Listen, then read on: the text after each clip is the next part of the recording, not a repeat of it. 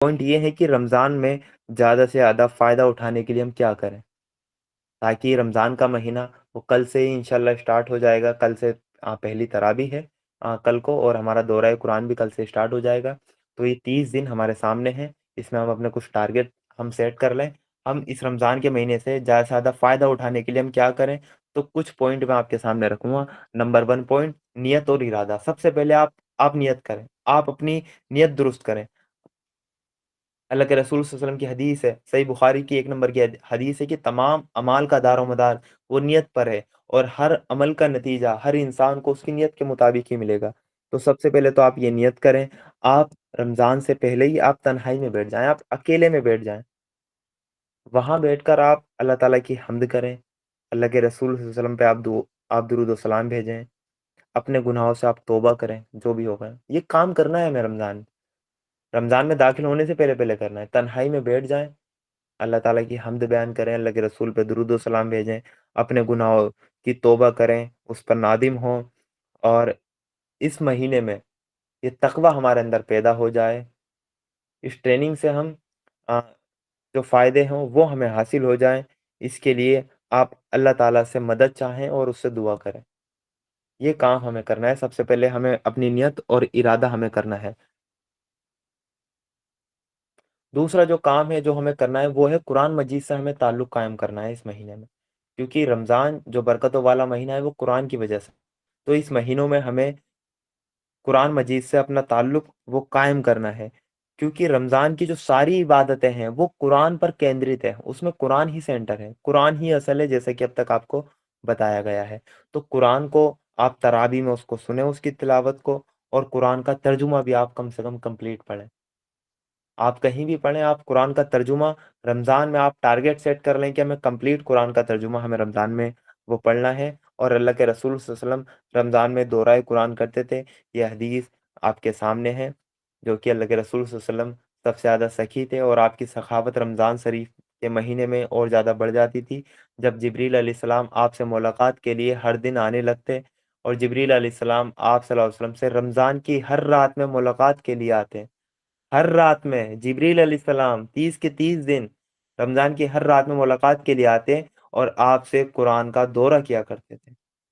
आप सल्लल्लाहु अलैहि वसल्लम वो ख़ास तौर से इस दौरे में जब जिब्रील अलैहिस्सलाम रोज़ाना आपसे मुलाकात के लिए आते, तो आप खैरात और बरकतों में तेज़ चलने वाली जो हवा है उससे भी ज़्यादा आप वो की सखी हो जाते थे। और अल्लाह के रसूल सल्लल्लाहु अलैहि वसल्लम कुरान मजीद का दौरा किया करते थे रमज़ान की हर रात में। तो हमें सबसे पहले क्या करना, कुरान मजीद से हमें ताल्लुक़ वो कायम करना है। तो हमारा दूसरा हमारा रमज़ान में हमें हमारा टारगेट वो रहना चाहिए कि जब हम कुरान का तर्जुमा पढ़ें, तो साथ-साथ हम उस पे क्या करें, उस पर अमल भी करें। क्यों? क्योंकि हमें अपने अखलाक किसकी तरह करने हैं? अल्लाह के रसूल सल्लल्लाहु अलैहि वसल्लम की तरह हमें अपने अखलाक करने हैं। वो कुछ सहाबी अम्मी आयशा के पास आते हैं, हदीस आपके सामने है, और डिटेल में और दूसरी हदीसें ही मौजूद हैं। अम्मी अम्मी आयशा के पास आते हैं, और सहाबी कहते हैं कि आप हमें अल्लाह के रसूल सल्लल्लाहु अलैहि वसल्लम के अखलाक के बारे में बताइए। तो अम्मी आयशा ने कहा, क्या तुम कुरान नहीं पढ़ते? वो क्या तुम कुरान नहीं पढ़ते? वो रसूलुल्लाह सल्लल्लाहु अलैहि वसल्लम का जो अखलाक है वो कुरान ही तो था। कुरान ने जिन कामों से रोका उन कामों से अल्लाह के रसूल रुक गए। कुरान ने जिन कामों को करने का हुक्म दिया आपके नबी ने वो काम किए। तो अल्लाह के रसूल का जो कैरेक्टर है, जो उनकी सीरत है वो कुरान ही तो है। तो कुरान को सिर्फ़ हमें सुनना ही नहीं है, बल्कि साथ-साथ हमें अपने अमल में भी लाना है। जो ये काम हम अल्लाह ताला के सुनते जाएँ, और अपनी ज़िंदगियों में हम उनको एप्लाई वो करते जाएँ। नंबर 3 कि तीसरा जो काम हमें करना है वो है अल्लाह ताला की नाफ़रमानी से हमें बचना है। और यही रोज़े का असल मकसद है कि हमारे अंदर तक़वा पैदा हो, और तक़वा का लाज़िमन नतीजा ये है कि हम अल्लाह ताला की नाफ़रमानी से हम बचने वाले बन जाएँ, और जहाँ भी हमसे गुनाह हो जाए, हम फ़ौरन चौकन्ने हो जाएँ इन रमज़ानों में, और हम तुरंत तौबा कर लें। ये हमें तीसरा काम करना है। चौथा काम जो हम करें, वो नेकी की हम कोशिश करें। हर छोटी से छोटी आप नेकी करने की इन रमज़ान में कोशिश करें। इससे भरपूर आप फ़ायदा उठाएँ। जितनी भी छोटी हो सकती है नेकी, उसको भी आप छोटा ना समझें, लेकिन रमज़ान में आप उसको ज़रूर करें। यानी नेकी की कोशिश आप करते रहें। कोई भी नेक काम है उसको आप ना छोड़ें। ज़्यादा से ज़्यादा नेक काम आपको रमज़ान में करने हैं।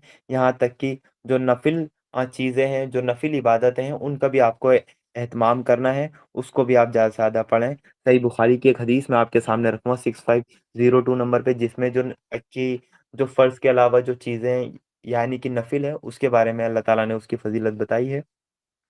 हदीस कुदसी अल्लाह ताला फरमाते हैं कि जिसने मेरे किसी वली से दुश्मनी की, यानी अल्लाह ताला के दोस्त से, अल्लाह ताला के वली से दुश्मनी की, उसे मेरी तरफ से ऐलान जंग है।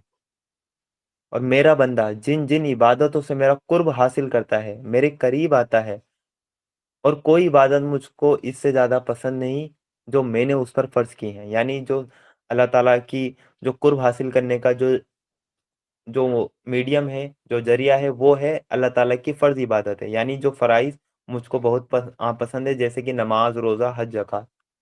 इसके ज़रिए अल्लाह ताला का बंदा वो कुर्ब हासिल कर लेता है। और फ़र्ज़ के अलावा अब आएगी जो नफ़िल नमाज़ें हैं, जो इबादतें हैं, और उसकी फ़ज़ीलत आएगी। और मेरा बंदा कि फ़र्ज़ अदा करने के बाद, यानी पहले उसके फ़र्ज़ पूरे हों, उसको अदा करने के बाद वो नफ़िल इबादतें करके मुझको कि मुझसे इतना नज़दीक हो जाता है, मेरे इतना करीब हो जाता है कि मैं उससे मोहब्बत करने लग जाता हूँ।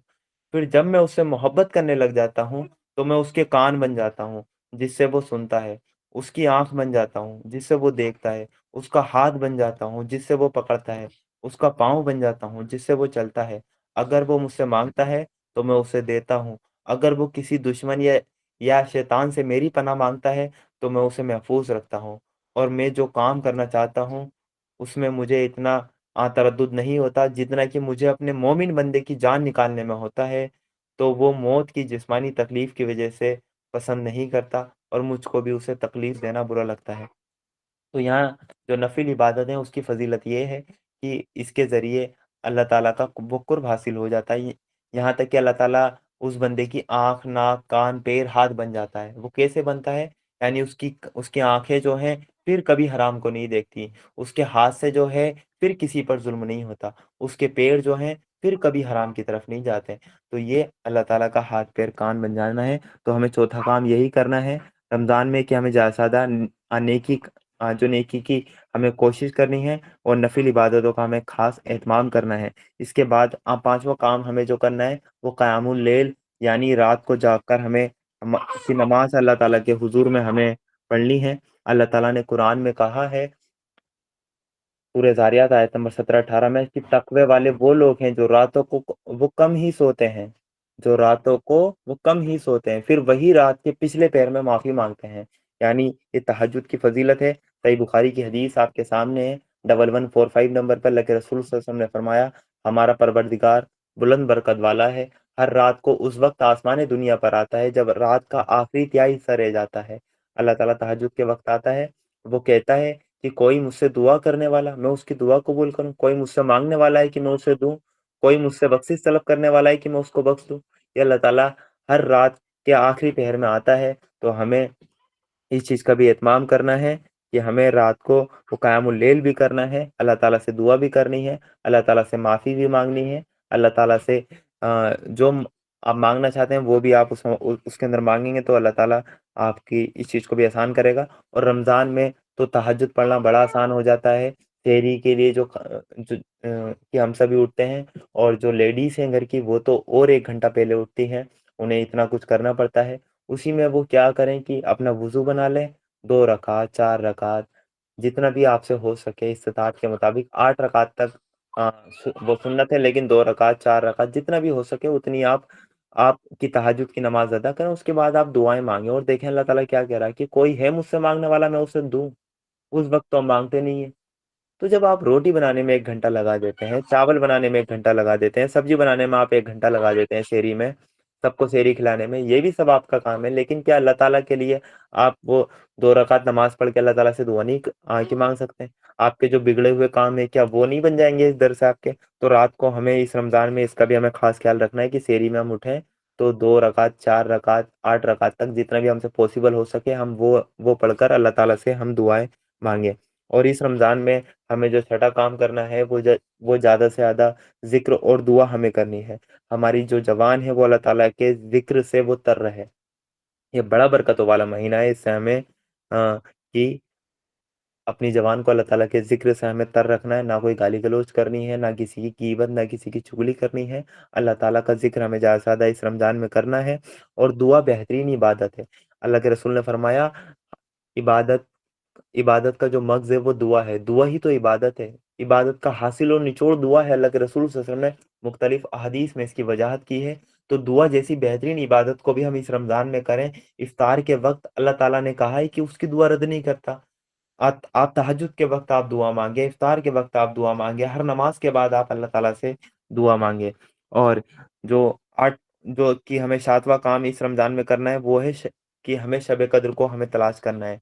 जो शब कद्र है वो हज़ार महीनों से ज़्यादा अफ़ज़ल है और ये रमज़ान के आखिरी अशरों की ताक रातों में से एक रात होती है। जो ताक रातें हैं वो क्या ओड नंबर 21, 23, 25, 27, 29 इन 5 रातों में से एक रात वो शब कद्र है। इसकी फ़ज़ीलत अल्लाह ताला ने पूरी एक सूरा नाज़िल करके हमें बताई है। कुरान को इसी शब कद्र में अल्लाह ताला ने वो नाज़िल किया है। इसी की वजह से रमज़ान अफ़ज़ल हुआ है, तो इस रात को आप ख़ास वो तलाश करें रमज़ान में। और 8वाँ काम हमें जो करना है, वो है आखिरी अशरे में एतिकाफ़ हम ज़रूर करें। एतिकाफ़ हम वो ज़रूर करें। एतिकाफ़ से आपके पिछले सब गुनाह माफ़ हो जाते हैं और एतिकाफ़ करने वाले को शब कद्र भी मिल जाएगी।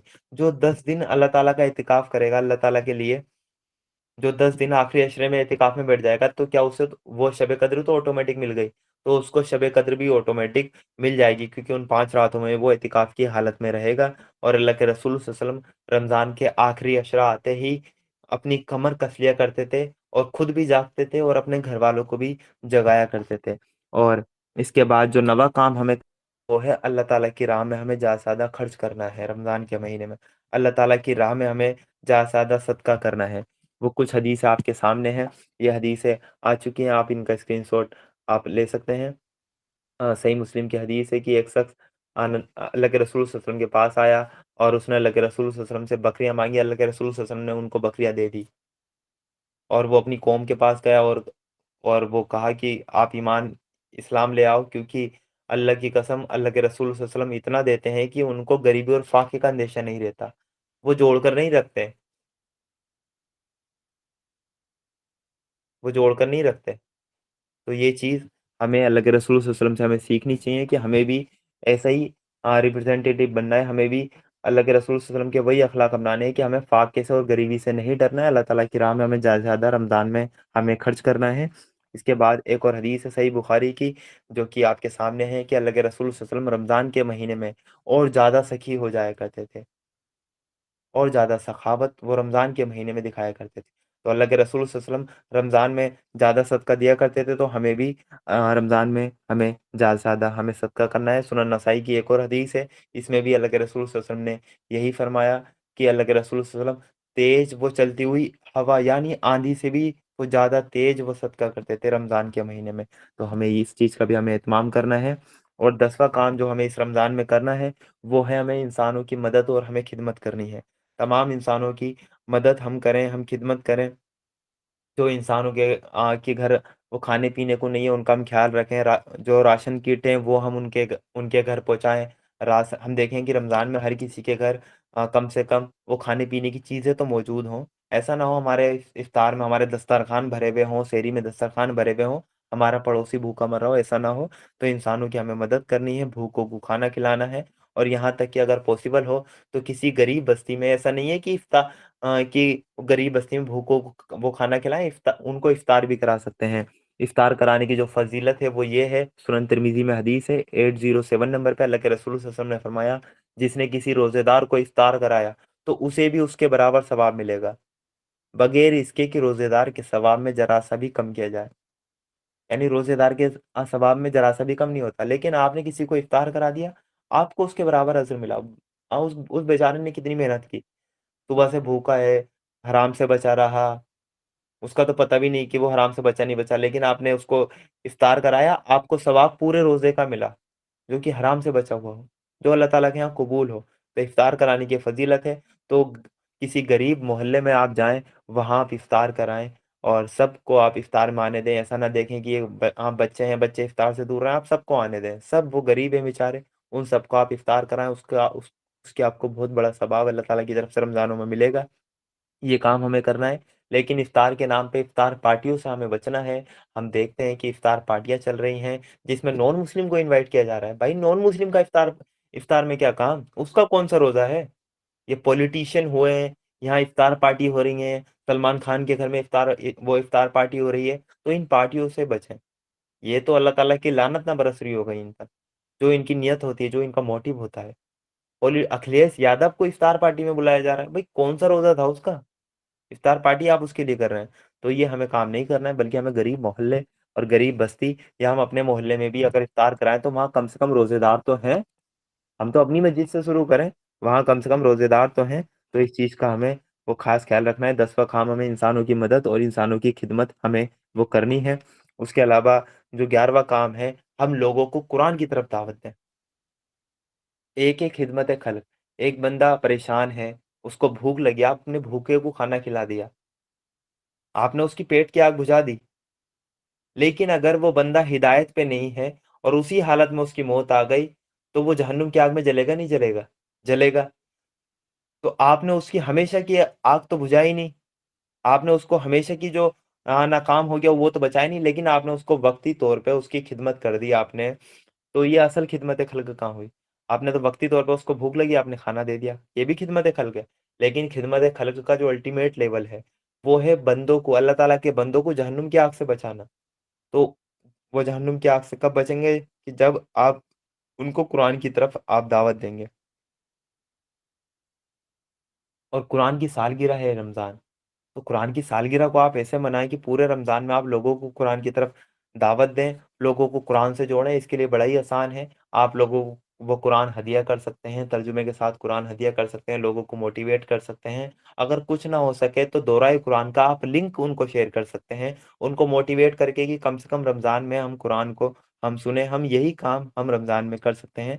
तो ये 11 काम हैं, जो हम रमज़ान से ज़्यादा से ज़्यादा फ़ायदा उठाने के लिए हमें करने चाहिए। इन इन कामों को आप दोबारा रिकॉर्डिंग में सुन लीजिएगा और इनके नोट्स बना लीजिए। ये 11 काम हमें करने ही करने हैं। इंशाअल्लाह बेहतरीन रमज़ान हमारे फिर जाएँगे, अगर हम इन कामों को हम करते हैं।